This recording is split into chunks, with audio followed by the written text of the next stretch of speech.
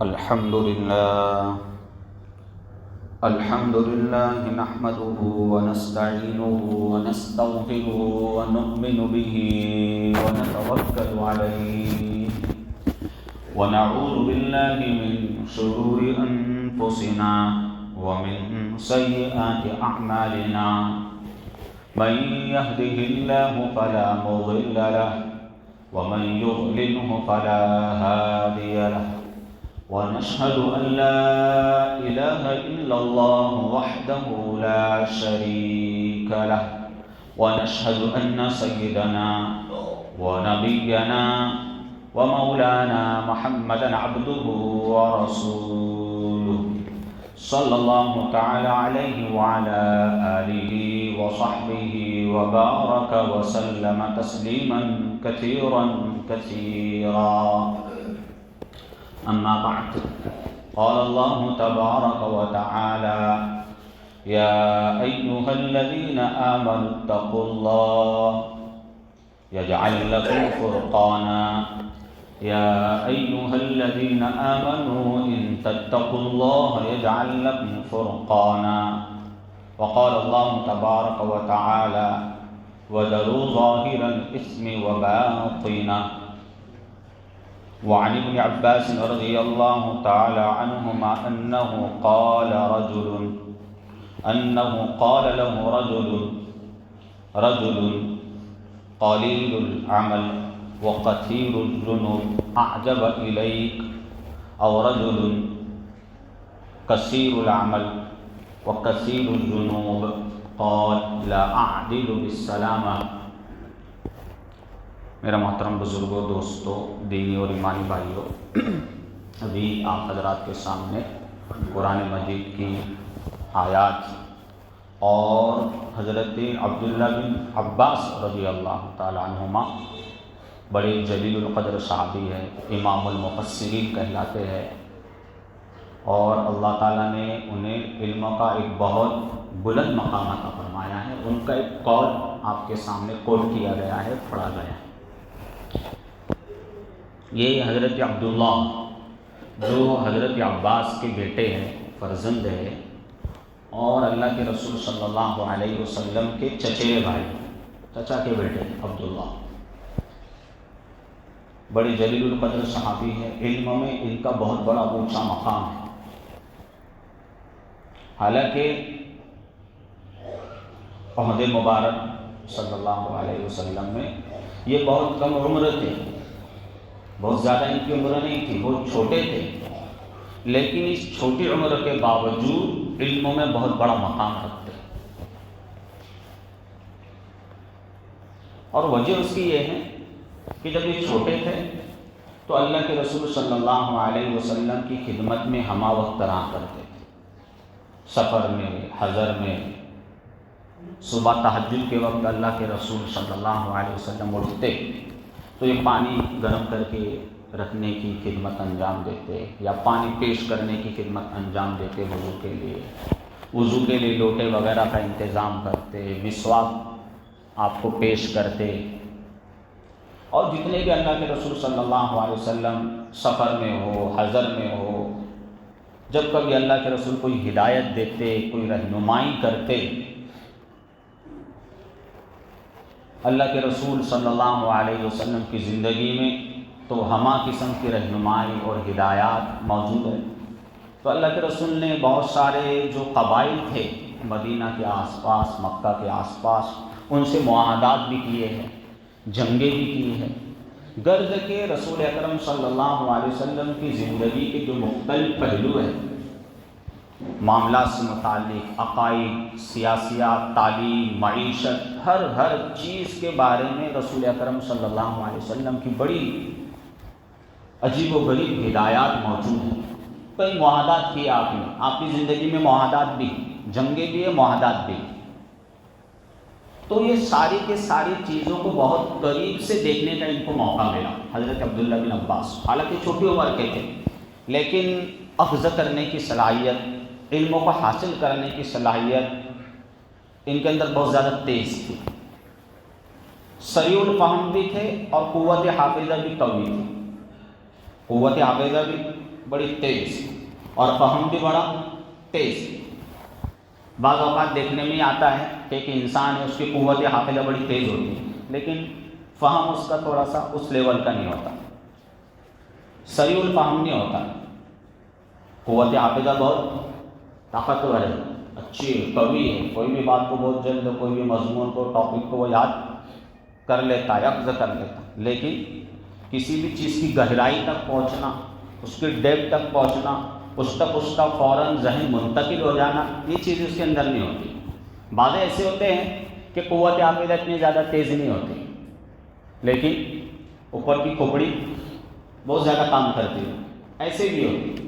تو اللہ تعالیٰ نے ان کو جو قابلیت دی تھی، جو صلاحیت دی تھی، قوت حافظہ بھی بڑی تیز تھی اور بڑے سریع الفہم بھی تھے۔ فہم اور ادراک، کسی بھی چیز کی درایت، کسی بھی چیز کی ڈیپتھ میں پہنچ جانا، اس کی بھی اللہ تعالیٰ نے ان کو بہت زیادہ صلاحیت سے نوازا تھا۔ تو اللہ کے رسول صلی اللہ علیہ وسلم کی زندگی کے مختلف پہلو ان کے سامنے تھے، بچپن سے آپ کی خدمت میں رہا کرتے تھے، اور جو کوئی بھی شخص علم والے لوگوں کے ساتھ اس کا اٹھنا بیٹھنا ہو، تجربہ والے لوگوں کے ساتھ اس کا اٹھنا بیٹھنا ہو، متقی لوگوں کے ساتھ اس کا اٹھنا بیٹھنا ہو، تو اس کی قابلیت، اس کی صلاحیت، اس کی اسکلز میں چار چاند لگ جاتے ہیں۔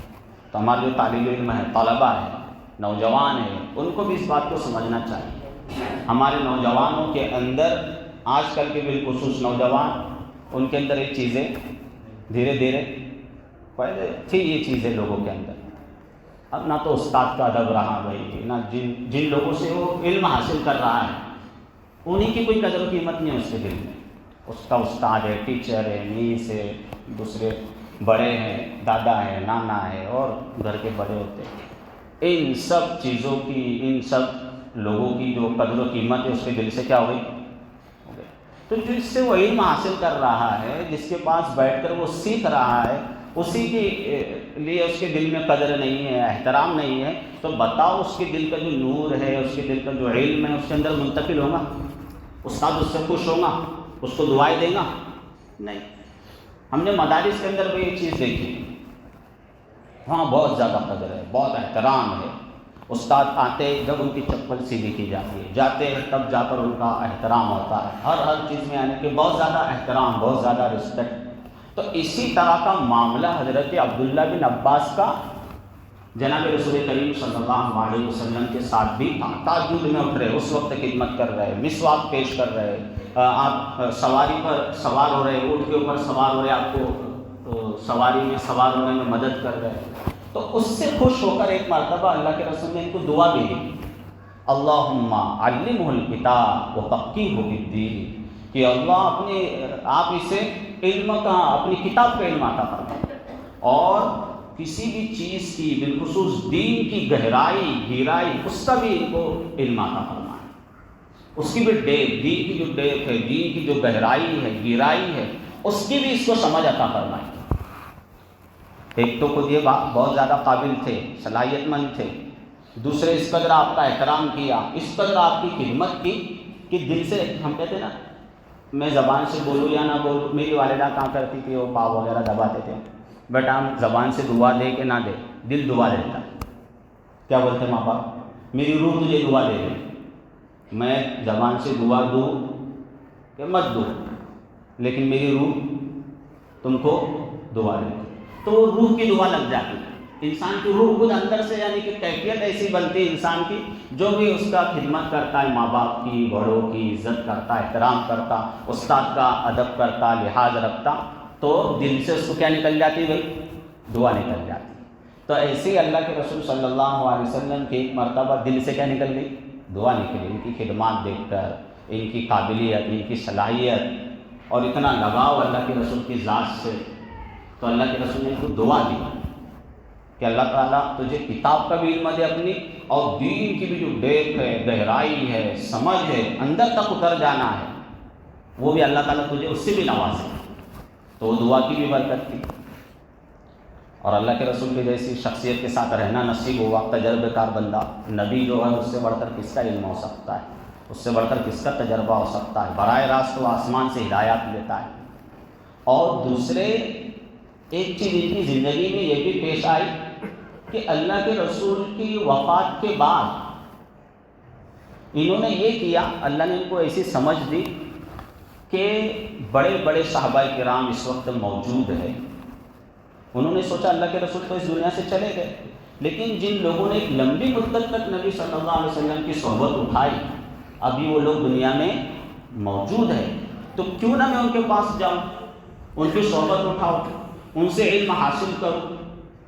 تو یہ بڑے بڑے صحابہ کرام کے پاس گئے اور ان سے علم حاصل کرنا شروع کر دیا. بعض صحابہ کرام اللہ کے رسول کی وفات کے بعد کوفہ، دمشق وغیرہ دیگر علاقوں میں بھی جا کر وہاں پر شفٹ ہو گئے تھے، وہاں پر بس گئے تھے. تو یہ مدینہ سے سفر کر کے اتنی دور جاتے تھے، پتہ چلتا کہ ان کے پاس اللہ کے رسول کی کھلا حدیث ہے اور کھلا چیز کے بارے میں اللہ کے رسول نے اس طرح ایکسپلینس کیا ہے اس کو، تو جاتے اور ان سے علم حاصل کرتے. تو درد ہوتے ہواتے علم حاصل کرتے کرتے یہ مقام بھی ہے کہ امام المفسرین کہلاتے ہیں. یہ ہے حضرت عبداللہ بن عباس. اور کسی نے صحیح کہا ہے کہ من جد وجد، کہ جو شخص بھی کوشش کرتا ہے تو اللہ تعالیٰ اس کا پھل اس کو دیتے ہیں. اور اسلام کی تعلیمات یہی ہے کہ کوئی چیز دین کا مسئلہ ہو، دنیا کا مسئلہ ہو، گھر کا مسئلہ ہو، باہر کا مسئلہ ہو، اگر انسان اس کے اوپر ہوم ورک کرتا ہے، تجربے کار لوگوں کے پاس جاتا ہے، پوچھتا ہے اس کو، تو اللہ تعالیٰ اس میں اس کا پھل اس کو دیتے ہیں، اس کا نتیجہ سامنے آتا ہے.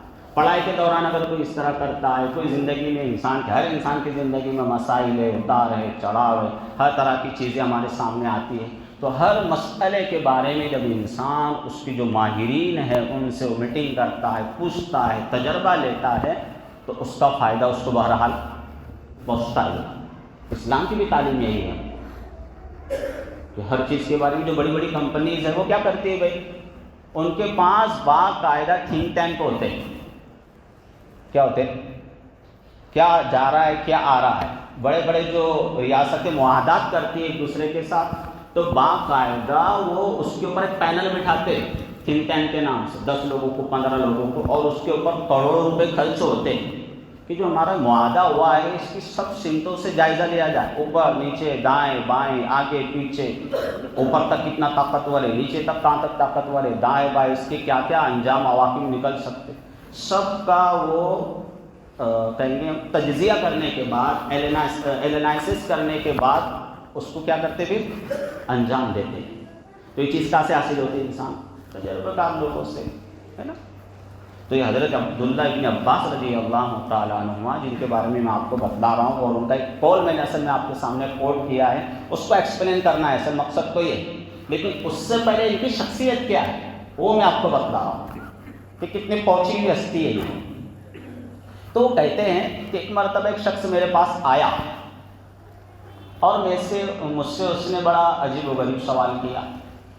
سوال یہ کیا کہ حضرت ایک ایسا شخص ہے جس کا عمل کم ہے، عمل کم لیکن گناہ بھی کم، عمل کم گناہ بھی کم، تو یہ زیادہ بہتر ہے یا وہ شخص جس کا عمل بہت زیادہ ہے لیکن گناہ بھی زیادہ ہے؟ دونوں میں سے بہتر کون ہے؟ آپ کس کو سلیکٹ کرو گے، کس کو پسند کرو گے؟ دونوں میں سے بہتر کون؟ عمل کم. عمل کم سے مراد صرف فرائض پر اکتفا کرتا ہے، فرائض پڑھتا، فرائض چھوڑنے کی کسی کو اجازت نہیں، 5 وقت کی نمازیں بھی ہیں، سال بھر کے روزے بھی ہیں، زکوٰۃ بھی دیتا، حج فرض ہو چکا ہے تو حج کرتا، نوافل زیادہ نہیں، قرآن پاک کی تلاوت زیادہ نہیں ہے، تہجد نہیں ہے، اشراق نہیں ہے، چاشت نہیں ہے، اوابین نہیں ہے، دیگر نفل صدقات خیرات اس کی زندگی میں نہیں ہے. عمل کم ہے، گناہ بھی کم ہے، تسبیحات وغیرہ بھی نہیں ہے. اور ایک شخص ہے جس کی زندگی میں جو ہے نوافل سے بھری ہوئی اس کی زندگی، فرائض بھی پڑھتا، نوافل بھی بہت پڑھتا، اشراق، چاشت، تہجد، بکری وکری سب، لیکن گناہ بھی کر رہا ہے. کیا کر رہا ہے؟ گناہ بھی کر رہا ہے. تو دونوں میں سے بہتر کون ہے؟ تو حضرت عبداللہ بن عباس رضی اللہ تعالیٰ عنہ نے ان کو جواب دیا اس شخص کو کہ میں گناہوں سے بچنے سے زیادہ، گناہوں سے حفاظت کے برابر کسی چیز کو نہیں سمجھتا۔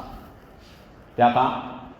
گناہوں سے حفاظت کے برابر کسی چیز کو نہیں سمجھتا۔ گناہوں سے حفاظت اتنی بڑی نعمت ہے اور اس کا اتنا بڑا فائدہ ہے کہ دنیا کا بڑے سے بڑا نفل عمل اس کی برابری نہیں کر سکتا۔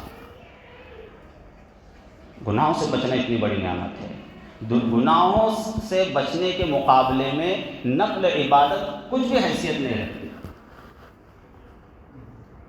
گناہوں سے بچنے کے مقابلے میں نفل عبادت کچھ بھی معنی، کچھ بھی حیثیت نہیں رکھتی۔ گناہوں سے بچنا اتنی اہمیت کا حامل ہے۔ ہوتا یہ ہے کہ جو نفل چیزیں ہیں، نوافل ہے، تہجد ہے، اشراق ہے، چاشت ہے، تسبیحات ہے، قرآن پاک کی تلاوت ہے، ان کی اپنی بہت بڑی فضیلت ہے۔ لیکن اگر کوئی شخص، کسی کا مزاج یہ بن گیا، سوچ یہ بن گئی کہ میں نفل کرتا ہوں اور اس بھروسے پر وہ گناہوں سے بچنے کا اہتمام نہیں کر رہا، اس حدیث میں بتلانا مقصد کیا ہے؟ ایک شخص ہے، ساری نفل کام کر رہا ہے اور اس نفل کام کرنے کی وجہ سے اس کی سوچ یہ بن گئی کہ چونکہ میں نفل کرتا ہوں، ساری یہ عبادات کرتا ہوں، تو اس نفل کے بھروسے پر وہ گناہوں سے بچنے کا اہتمام نہیں کر رہا۔ اشراق، چاشت، تہجد اور جو ہے بھئی وہ 3 دن بھی جا رہا ہے، 40 دن بھی جا رہا ہے، گشت میں بھی شامل ہو رہا ہے، ساری چیزیں، لیکن گناہ بھی کر رہا ہے، تو یہ اس کے لیے مفید نہیں، یہ بڑا خطرناک، بلکہ خطرناک معاملہ ہے اس کے لیے۔ اس لیے کہ اگر کوئی شخص گناہوں سے بچتے ہوئے صرف فرائض اور واجبات پر اکتفا کر رہا ہے تو انشاءاللہ تعالیٰ اس کی نجات ہو جائیں گے اللہ تعالیٰ کے یہاں۔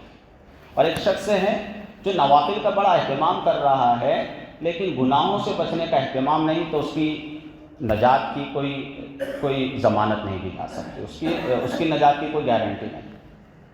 آج ہمارے یہاں یہ بڑا المیہ ہے، جو لوگ یعنی کہ دین کی طرف چلنے کا داعیہ بھی پیدا ہوتا ہے تو ان کے اندر یہ چیز پیدا ہوتی ہے کہ میں زیادہ سے زیادہ نفل کروں، زیادہ سے زیادہ بھائی 3 دن میں جاؤں، زیادہ سے زیادہ 40 دن میں جاؤں، زیادہ سے زیادہ گشت میں شرکت کروں، لیکن وہ جو اس کے گناہ وہ شروع ہے اس کے۔ ابھی موبائل کے بچے نے لائے تھے پمفلٹ، موبائل پہ الٹا سیدھا دیکھنا شروع ہے اس کا، اس کے جو مضر اثرات ہے اس کی زندگی میں، جو گناہوں کی ظلمتیں ہیں وہ شامل ہیں،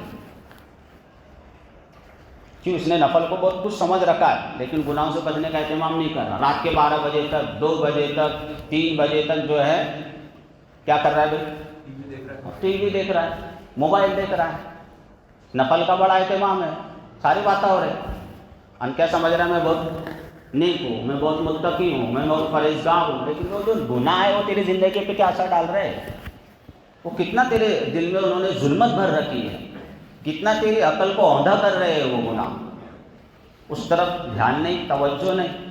بہت سارے لوگ آپ کو ایسے دکھائی دیں گے اللہ کے بندے کہ جو ہے پہلی صف کے وہ نمازی ہے، صف اولیٰ کے نمازی ہے اور بہت سارا اہتمام کرتے فلاں چیز کا فلاں چیز کا، لیکن گناہوں کا بازار گھر میں ہے، گھر میں گناہوں کا بازار گھر میں ہے۔ بازار میں جا رہے ہیں، وہاں پر جائز ناجائز کی اور وہی حلال اور حرام کی کوئی تمیز نہیں، باتیں کر رہے تو جھوٹ اور غیبت اور چغلی اور فریب اور دل آزاری اور تکلیف دینا، اس کی باتیں کر رہا ہے ایک شخص۔ ایک شخص ہے جو ہے بھائی حسد کے اندر مبتلا ہے، تکبر کے اندر مبتلا ہے، لوگوں کا بغض اس کے اندر ہے اور سارے وہ یعنی کہ نیک کام بھی کر رہا ہے، لیکن ان چیزوں کو دور کرنے کی حب جا اس کے اندر ہے، عہدوں کی، مناصب کی محبت کٹ کٹ کے اس کے اندر بھری ہوئی ہے، حب مال ہے، مال کی محبت کٹ کٹ کے اس کے اندر بھری ہوئی ہے، تو یہ سب کے سب چیزیں گناہوں میں شامل ہیں۔ اب ان چیزوں کے ہوتے ہوئے صرف نفل کے بھروسے اگر کوئی رہ رہا ہے تو یہ نفل کام اس کو کچھ بھی فائدہ نہیں دیں گے، اس کو مفید نہیں ہوں گے اس کے ہاتھ میں۔ نفل اس وقت مفید ہوتے ہیں جب گناہوں سے بچے، ساری کی ساری نفل عبادت کب مفید ہوتی ہے؟ جبکہ انسان گناہوں سے بچنے کا اہتمام کرے۔ اس کی بڑی اچھی مثال اللہ والوں نے لکھی ہے، مطالعہ کرنے کا موقع ملتا ہے تو حضرت مولانا اشرف علی تھانوی نور اللہ برکاتہ نے بڑی اچھی مثال دی ہوئی، چونکہ وہ اسی فیلڈ کے بندے ہیں، تو انہوں نے بات لکھی کہ جو نوافل ہے، صرف نوافل، ہاں، تو ان نوافل کی مثال ایک ٹانک کی سی، معجون کی سی ہے، ٹانک کہہ لیجیے، معجون کہہ لیجیے، کہ انسان جو معجون کھاتا ہے، ٹانک لیتا ہے، تھوڑا سا طاقت، تھوڑی سی قوت حاصل ہو، اور جو گناہ ہے ان کی مثال زہر کی سی ہے، کس کی؟ زہر کی۔ اب ایک شخص ہے جو ٹانک استعمال کر رہا ہے، معجون استعمال کر رہا ہے، لیکن ساتھ ہی ساتھ جو ہے وہ زہر بھی استعمال کرتا، ٹانک بھی چل رہا، کیا چل رہا ہے بھائی؟ زہر بھی چل رہا ہے، تو ٹانک تو اس کو کچھ فائدہ نہیں دے گا، لیکن بالآخر جو زہر ہے وہ اس کی صحت کو خراب کر دے گا، اور ایک نہ ایک دن انا للہ و انا الیہ راجعون اس کا ہو جائے گا۔ کیوں؟ ٹانک تو لے رہا ہے، لیکن ساتھ ہی ساتھ زہر بھی لے رہا ہے۔ اور ایک دوسرا شخص ہے جو ٹانک تو استعمال نہیں کرتا، معجون وغیرہ کچھ نہیں کھا رہا ہے، بادام کاجو پستے کچھ نہیں کھا رہا ہے، جو گھر کی دال بھاجی ہے اسی پر اس کا اکتفا ہے، لیکن ساتھ ہی ساتھ وہ جو ہے اس طرح کی پان، گٹکے، بیڑیاں، سگریٹ اور کیا کیا چیزیں بچے کر رہے بھائی، نشہ، یہ سب سے بچا ہوا ہے، تو صحت مند رہے گا۔ معجون بیجون کچھ کھاتا نہیں، بادام کاجو اس کی زندگی میں نہیں ہے، پیسے ہی نہیں بادام کاجو کھائے گا، بادام کاجو بھی نہیں ہے، کچھ نہیں ہے، پستے نہیں ہے، لیکن جو مضر صحت اشیاء ہے اس سے بھی وہ بچا ہوا ہے، تو ایسا بندہ کیسا رہے گا بھی؟ چنگا رہے گا، صحت مند رہے گا، تندرست رہے گا۔ اور جو پہلا شخص تھا جو معجون کھا رہا تھا اور ٹانک لے رہا تھا، لیکن ساتھ ہی ساتھ مضر صحت اشیاء کے اندر بھی مبتلا تھا، تو بالآخر وہ بیمار ہو جائیں گا، اور ایک نہ ایک دن یہ چیزیں اس کی ہلاکت کا سبب بن جائیں گی۔ اور میں آپ کو یہ چیز بھی بتا دوں کہ بیماری کے اندر اللہ تعالیٰ کی طرف سے انعام ملتا ہے، خاص طور سے گفٹ دیا جاتا ہے الگ سے، آتا ہے حدیث میں، اگر مومن کو ایک کانٹا بھی چبھ جاتا ہے تو اس پر بھی اس کو اجر و ثواب ملتا ہے۔ مومن اگر اپنی کسی چیز کو رکھ کر بھول جاتا ہے، دائیں جیب میں اس نے کوئی چیز رکھی تھی، بھول گیا، بائیں جیب میں اس کو چیک کر رہا ہے، تو اس پر بھی اس کو ثواب ملتا ہے۔ تو اس بارے میں ایک بات نوٹ کر لینا چاہیے، اس کا خلاصہ سامنے آ جانا چاہیے، یہ اس صورت میں ثواب ہے جب یہ چیز اللہ تعالیٰ کی طرف سے ہو۔ کس کی طرف سے؟ ہاں، لیکن ایک مصیبت ایسی ہے، ایک بیماری ایسی ہے، ایک بلا ایسی ہے جو خود اس کی پالی ہوئی ہے۔ تمباکو کھاتے رہتا تھا، بہت ساری گٹکے کھاتے رہتا تھا، بیڑیاں پیتے رہتا تھا، اب اس کی وجہ سے بیمار ہو گیا، کینسر ہو گیا، پھولا ہو گیا، ڈھیکا ہو گیا، تب اس پر کوئی اجر و ثواب نہیں۔ اب اس مصیبت پر کھانے میں کوئی احتیاط نہیں تھی، تو اس کی وجہ سے بہت ساری بیماریوں نے اس کو آ گھیرا۔ تو اب یہ جو بیماریاں ہے، اب یہ جو مصیبت ہے، یہ جو کینسر ہے، یہ اپنا کیا کرایا ہے، اس پر اللہ تعالیٰ کی طرف سے کوئی وعدہ نہیں ہے، کیونکہ اللہ تعالیٰ کی طرف سے بیمار نہیں ہوا، اس نے بیماری کے سامان خود کیے بھائی۔ ہاں، اللہ تعالیٰ کی طرف سے اس بیماری پر اجر و ثواب ہے، اس مصیبت پر اجر و ثواب ہے، اس غربت پر اجر و ثواب ہے جو اللہ تعالیٰ کی طرف سے ہو۔ ایک انسان ہے، وہ کمانے کے لیے نکلتا ہے، اگر اس کے اندر اسکلز نہیں ہے تو اسکل پیدا کرتا ہے تاکہ اس کو جاب ملے، پھر بھی نہیں اس کو مل پا رہی بیچارے، تبھی کس کی طرف سے بھائی؟ اللہ کی طرف سے نہیں ہو رہا ہے، انسان کوشش کر رہا ہے تو پھر بھی غریب ہے، پھر بھی اس کو صحت پر کوئی، صحت کے تمام اصول ضوابط پر وہ عمل کرتا ہے، پھر بھی کچھ ہو گیا اس کو، تب اللہ تعالیٰ کی طرف سے کیا ہے؟ اجر و ثواب ہے۔ ایسے غریب کو بھی اجر و ثواب ہے۔ کہاں کہ ایسا غریب جو اللہ تعالیٰ کی طرف سے غریب ہے، وہ 500 سال پہلے اس زمانے کے جو بھی امیر ہے ان سے 500 سال پہلے ہو جائے گا، اس کی فضیلت ہے، ٹینشن لینے کی ضرورت نہیں، غریب بھی ہے تو انسان، تو یہ چیز بھی سامنے رہتی ہے، یہ چیز بھی انسان کی کھوپڑی میں، دماغ میں ہونا چاہیے۔ تو میں کہہ رہا تھا آپ سے کہ جو گناہوں کی مثال ہے وہ کس کی ہے؟ زہر کی مثال ہے، اور جتنے بھی نوافل ہے ان کی مثال ایک ٹانک کی سی ہے۔ ٹانک اسی وقت فائدہ پہنچاتی ہے جبکہ انسان زہر سے بچے، جو اشیاء صحت کو نقصان پہنچانے والی ہے اس سے بچے۔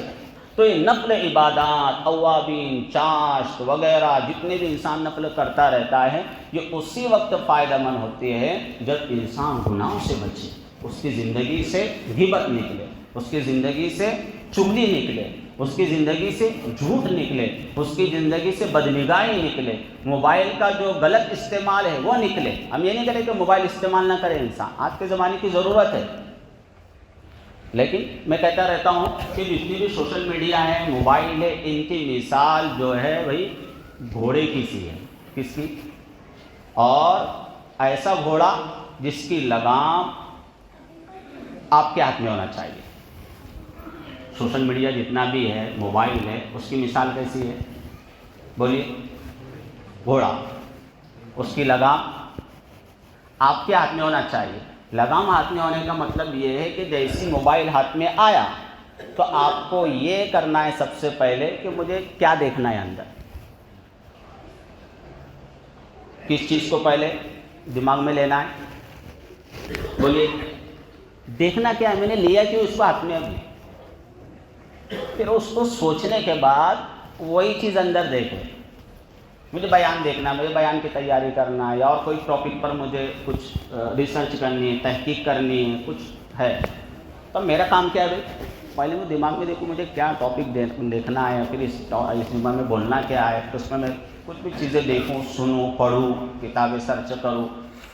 تو سب سے پہلے یہ کیا دیکھنا ہے، پھر یہ بات کرنا ہے دوسری بات کہ کتنی دیر دیکھنا ہے۔ کیا موبائل کے استعمال سے پہلے کیا دیکھنا ہے اور کتنی دیر دیکھنا ہے، یہ دو چیزیں اس کی لگام آپ کے ہاتھ میں پھر رہیں گی۔ اور اگر یہ دو چیزیں نہیں آپ کے پاس، کیا دیکھنا ہے، کتنی دیر دیکھنا ہے، تو پھر وہ جو ہے بغیر لگام کا گھوڑا ہے، آپ کو کہاں جا کر پھینکے گا، کیونکہ گھوڑے کی لگام جو بہت تیز دوڑ رہا ہے، ریل گھوم رہی ہے، تو پھر آپ کو کہاں جا کر پھینکے گا، وہ جہنم کے کس وادی کا آپ کو شکار کر دے گا، ذہنی اعتبار سے آپ کو کیا بیماریاں دے گا، جسمانی اعتبار سے آپ کو کن بیماریوں کے اندر مبتلا کرے گا، سماجی اعتبار سے آپ کو کن بیماریوں کے اندر مبتلا کرے گا، تعلیمی لحاظ سے آپ کو کن بیماریوں کے اندر مبتلا کر دے گا، عقائد کے لحاظ سے آپ کو کدھر لے کر جائیں گا، علمی لحاظ سے آپ کی کیا مس گائیڈنس کر دے گا، اس کو کچھ کہا نہیں جا سکتا، کہیں بھی پھینک سکتا ہے آپ کو۔ موبائل کیسی چیز ہے، صحیح استعمال ہے تو بہت اچھی چیز ہے، اس کی مثال یوں بھی سمجھیے، چھری اور چاقو، اگر انسان اس سے صحیح استعمال کرے تو بہت اچھی چیز ہے چھری چاقو، اور اگر وہ چھری چاقو لے کر لوگوں کو مارنا شروع کر دے تو کتنی بری چیز ہے۔ ایسی موبائل کا بھی، موبائل کے ذریعے سے اچھے کام میں انسان کر سکتا ہے، اپنے دور کے رشتہ دار ہیں ان سے خیر خیریت معلوم کر رہا ہے، بہن کو فون کرتا ہے، پھپھی کو فون کرتا ہے، خالہ کو فون کرتا ہے، سمدھی کو فون کرتا ہے، داماد کو فون کر رہا ہے، داماد سسر کو کر رہا ہے، سالوں کو کر رہا ہے، بہت اچھی بات ہے بھائی، رشتہ داری جوڑنے کا کام کر رہا ہے، کمیونیکیشن انسان کا میل ملاپ آسان ہو گیا ہے اس کے ذریعے سے، اور ہر طرح کی تحقیق ریسرچ کر سکتا ہے انسان اس کے ذریعے سے۔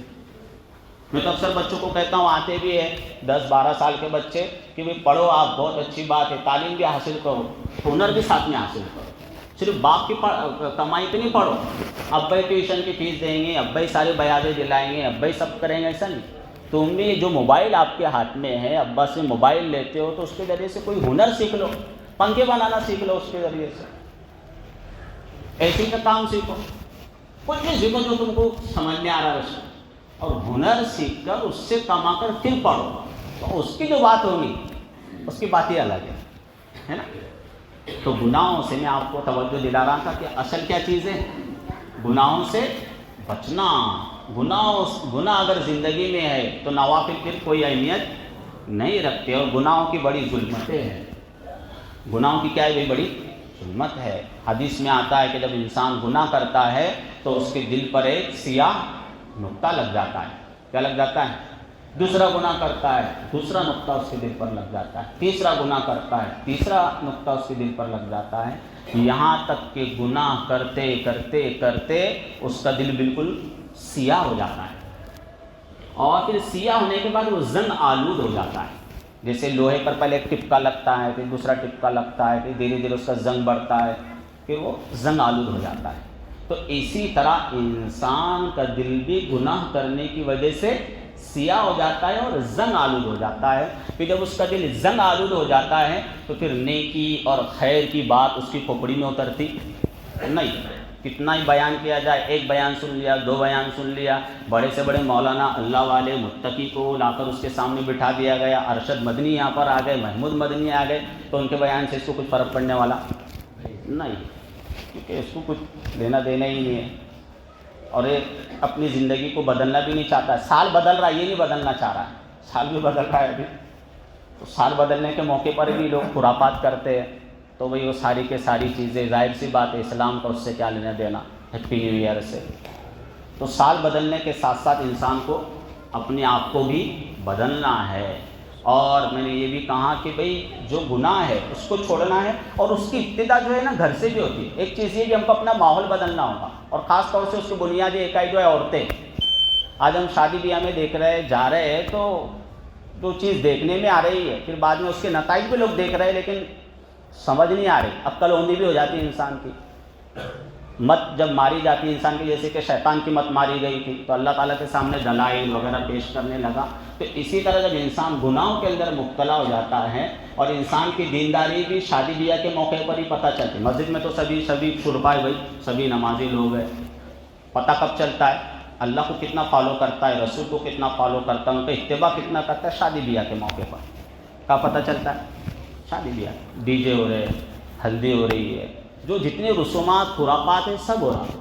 ابھی تو ایک نئی چیز آ گئی، رات میں بھی ولیمے ہو رہے، بالکل ناجائز حرام نہیں، لیکن رات میں ولیمہ ہونے کی وجہ سے کیا کیا کر رہے لوگ آپ کو پتہ ہے۔ وہ ابھی تو نیا کیا آ گیا یار، وہ اسٹیج لگا رہے، دولہا بیٹھ رہے تو ٹھیک ہے بھائی، سمجھ میں آتا، چلو دولہا بھی اس کے پاس جاتا ہے انسان، مبارکبادی دیتا ہے، اس کو دعائیں دیتا ہے، اللہ بھی تیری خوشی، تیری زندگی میں ہنسی خوشی رکھے، ہمیشہ مبارک ہو، نکاح کے جتنے بھی فوائد ہے، ثمرات ہے، برکات ہے، اللہ مقدر کرے۔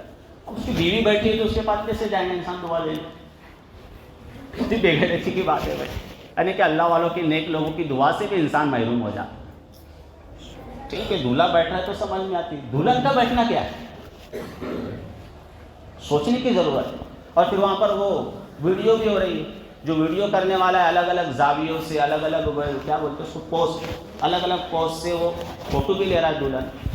کتنی بھائی مسلمان پر تو کم از کم سوٹ نہیں ہوتا ہے نا۔ تو ان سب چیزوں سے بچنا ہی، گناہوں سے بچنا ہے۔ جب تک یہ چیزیں ہماری زندگی میں نہیں آئیں گی بھائی، اس وقت تک جو ہے بدلاؤ اور تبدیلی نہیں آئیں گی، اور یہ جو ہے یہ دینداری ہم کو فائدہ نہیں پہنچائیں گی۔ وہی دینداری ہم کو کل کامیاب کریں گی، اللہ تعالیٰ کی بارگاہ میں سرخ روئی کریں گی، جو مکمل اطاعت اور فرما بردار والی ہو۔ تو ہم کو اپنی گناہوں سے، اپنی زندگی سے کیا کرنا ہے، گناہوں کو نکالنا ہے، تو نکالیں گے انشاءاللہ تعالیٰ، چاہے وہ گناہ کسی بھی شکل میں، موبائل کی شکل میں ہو، خرافات رسومات کی شکل میں ہو، تمام گناہوں سے ہم کو نجات حاصل کرنی ہے، چھٹکارا حاصل کرنا ہے۔ اللہ تعالیٰ ہم سب کو عمل کی توفیق عطا فرمائے۔ جن حضرات نے سنت ادا نہیں کی وہ سنت ادا